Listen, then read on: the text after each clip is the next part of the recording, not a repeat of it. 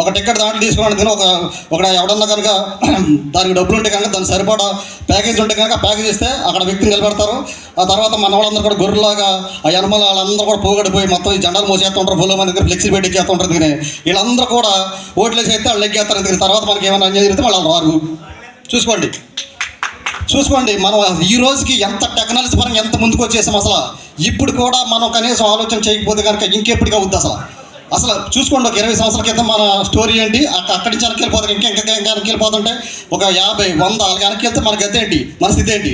ఇప్పుడు ఈ స్టోరీ ఇప్పుడు మనం ఎంత అప్డేట్లో ఉన్నాం. అసలు ఏదైనా సరే చిన్న ఇన్సిడెంట్ జరిగితే కనుక వెంటనే మన మొబైల్ ద్వారా కానీ అన్ని కూడా అప్డేట్ విషయాలు మన దగ్గర ఉన్నాయి. అంతేందుకు ఒక అధికారి తప్పు చేస్తే వెంటనే మనం మొబైల్ ద్వారా తీసి దాన్ని వాట్సాప్లో కానీ ఇక ఫేస్బుక్, యూట్యూబ్ అనేకమైన టెస్టులు, మనం ఇన్స్టాగ్రామ్ అనేకమైన ఛానల్ మనం అప్లోడ్ చేస్తాక మనం రెడీగా ఉన్నాం. ప్రతి ఒక్క ఉద్యోగుడు ఈరోజు సామాన్యుడికి భయపడే స్టేజ్కి మనం వచ్చేసాం.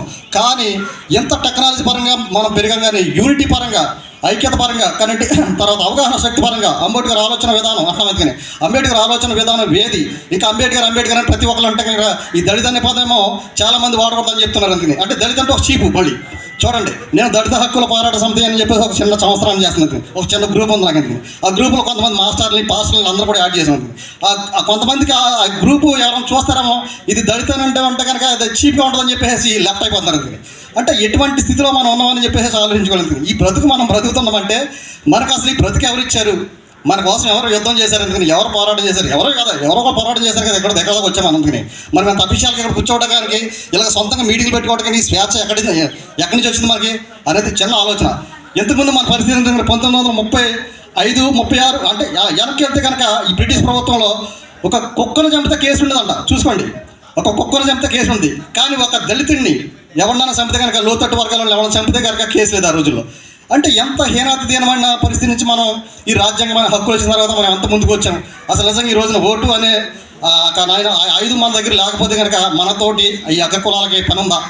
అసలు మన దగ్గర రాగలదు రాలేదు. ఎందుకని ఎంతమంది పేటల్లో చాలా దారుణంగా పెద్ద ప్రవర్తించేవారు. కానీ ఇప్పుడు ఏంటంటే పొలిటికల్గా ముందుకెళ్ళాలన్నా ఇలా మంచి చేసుకోవాలన్న ఆలోచన ఉంది. ఎందుకని మన దగ్గర ఓటు ఉంది కాబట్టి. కేవలం ఓటు లేకపోతే కనుక మనం ఎవరి మీద గురిచేవారిని విరిసేయబడినట్టు. కానీ ఈ రోజున మనం చాలా ముందుకు వచ్చాం. ఎవరో ఇచ్చిన జీవితాన్ని మనం అనుభవిస్తున్నాం. కానీ దాన్ని ప్రజెంట్ చేయడానికి మాత్రం మనం ఇష్టపడతాం. ఎందుకంటే ఎవరి ఫ్యామిలీ వాళ్ళది, ఎవరి మట్టుకు వాళ్ళే బాగుపడాలి, వాళ్ళ ఫ్యామిలీలో సభ్యులందరూ బాగుండాలి, కుటుంబ సభ్యులందరూ బాగుండాలి. ఎందుకని అదే కానీ పక్కింటితో మనకు పని లేదు. చదువుల గురించి మనం కనీసం మన పేటలో ఉన్నటువంటి మన పిల్లలకు కూడా ఒరే పలాంత పడింది మీరు అప్లై చేయండి అని చెప్పేసి ఈ చిన్న తరహాలో ఉన్నట్టు ఎవరికి కూడా మనం చెప్పట్లేదు. ఎందుకంటే కనుక మనం బ్రతికించాలనే ఆలోచన మనకు ఉంది. ఎందుకని అంతా కూడా మనలో స్వార్థం అనేది నిండిపోయింది. అంబేద్కర్ ఆలోచన విధానం మన దగ్గర అయితే లేదు. నిజంగా ఆ ఆలోచన తీసుకుంటే కనుక మనం రాజ్యాధికారం చాలా చిన్న విషయం. అది మనకి ఎందుకు అసలు సరిగ్గా ఆలోచన చేస్తే. మిత్రులందరూ మరొకసారి అవకాశం ఉంటే గారు మాట్లాడతాం. నేను ప్రశ్నించే గొంతుని ఒక చిన్న ఛానల్ రన్ చేస్తున్నామండి. ఒకవేళ ఏ విషయం ఉన్నా సరే ఎక్కడైనా సరే మాట్లాడతాకి నేనైతే సిద్ధంగా ఉన్నాను. అందరికీ జై భీములు. ఎక్సలెంట్ అనుభవం